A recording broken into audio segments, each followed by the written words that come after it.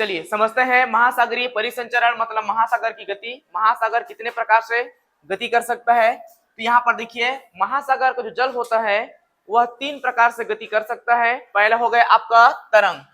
पहले नंबर पर क्या होता है? तरंग। तरंग को सब जान रहे हो, पानी का अपने स्थान पर धीमे मात्रा में हिलना डुलना क्या कहलाता है? तरंग। तरंग को आप लोग यूं समझ सकते हो, जैसे अगर आप लोग पानी में कोई पत्थर मारो, देखना पानी गोल गोल से घूमते रहते हैं, जानते हो ना, वो एक प्रकार का तरंग होता है। लेकिन इसका हाइटेड भी होता है ना, 12 फीट से अगर ऊपर नीचे पानी आपका आगे की ओर बढ़ रहा है तो तरंग कहलाएगा। 12 फीट से अगर ऊपर, ठीक है, अगर ऊपर हुआ 15 फीट 16 फीट ऐसे करके 15 मीटर ऐसे करके, तो क्या कहलाता है आपका? वो ज्वार भाटा या फिर आपका सुनामी के रूप ले लेता है। तो तरंग का शाब्दिक अर्थ क्या होता है? जल का अपने स्थान पर हिलना डुलना क्या कहलाता है? तरंग कहलाएगा। ठीक है। दूसरे नंबर पर होता है आपका, ठीक है, ज्वार भाटा। क्या होता है आपका? ज्वार भाटा। ठीक है, दूसरे नंबर पर क्या होता है? ज्वार भाटा। तो ज्वार भाटा का शाब्दिक अर्थ क्या होता है बेटा? नियम से 2 बार। कितने बार? 2 बार। नियम से 2 बार महासागरीय जल का ऊपर की ओर उठना और नीचे की ओर गिरना क्या कहलाता है? ज्वार भाटा कहलाता है। नियम से कितना बार? 2 बार। ठीक है। और ये क्यों होता है? तो सूर्य और चंद्रमा की गुरुत्वाकर्षण बल के कारण, किसके? सूर्य और चंद्रमा के।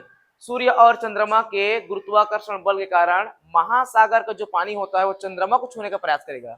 अब सोचो चंद्रमा कितने दूर है हमारे से? 3,84,000 किलोमीटर दूर है चंद्रमा, जो एकदम पास में है हमारा।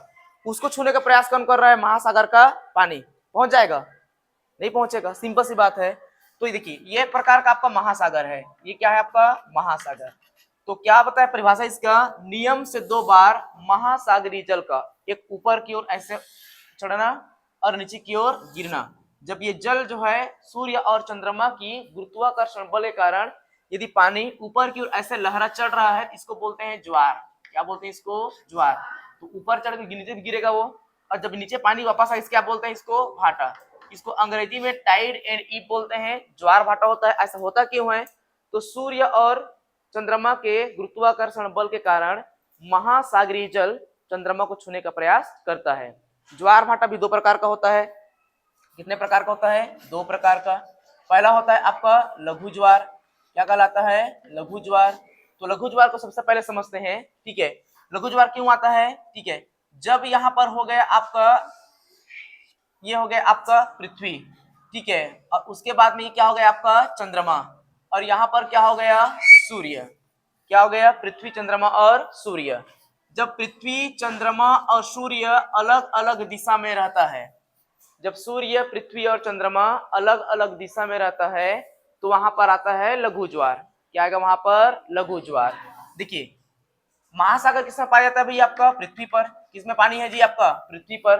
अब बताइए पृथ्वी का कुछ पानी कौन खींच रहा है? चंद्रमा खींच रहा है अपनी ओर, और कुछ पानी कौन खींच रहा है? सूर्य की ओर खींच रहा है।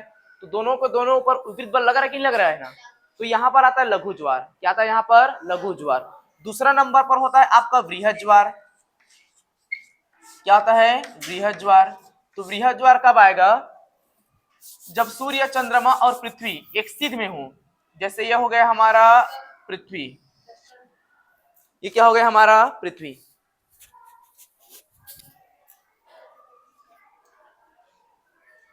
देखो ये है हमारा पृथ्वी, ठीक है, और यह है हमारा पृथ्वी का छोटा सा क्या है आपका? चंद्रमा, ये मून है।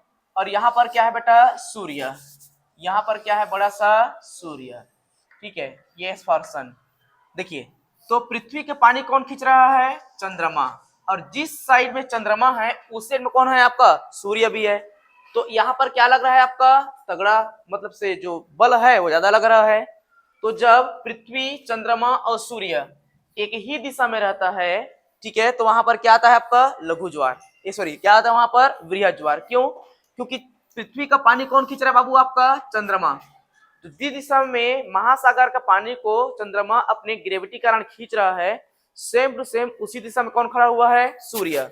अब देखिए आप लोग एक रस्सी को कोई खींच रहा है, अब उसी रस्सी को 10 लोग और खींचेंगे तो बल ज्यादा लगेगा।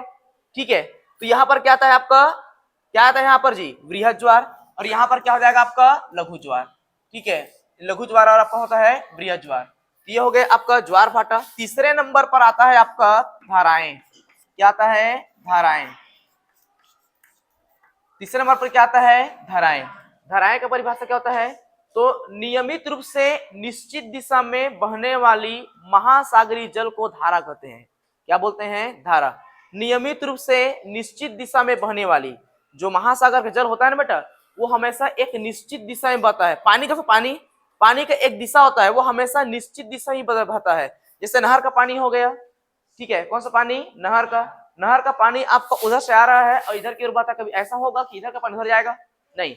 मतलब क्या होता है? जल का एक दिशा क्या होता है? निश्चित होता है और नियमित रूप से बहेगा। ठीक है, तो उसी को बोला गया है यहाँ पर नियमित रूप से।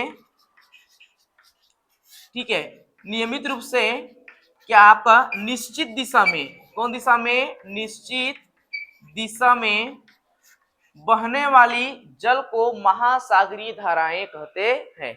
यह है आपका महासागरीय परिसंचरण में का 3 टॉपिक। ठीक है, पहले देखे थे तरंग। क्या देखे थे? तरंग। तो जल का अपनी स्थान पर हिलना डुलना क्या कहलाता है? तरंग कहलाएगा।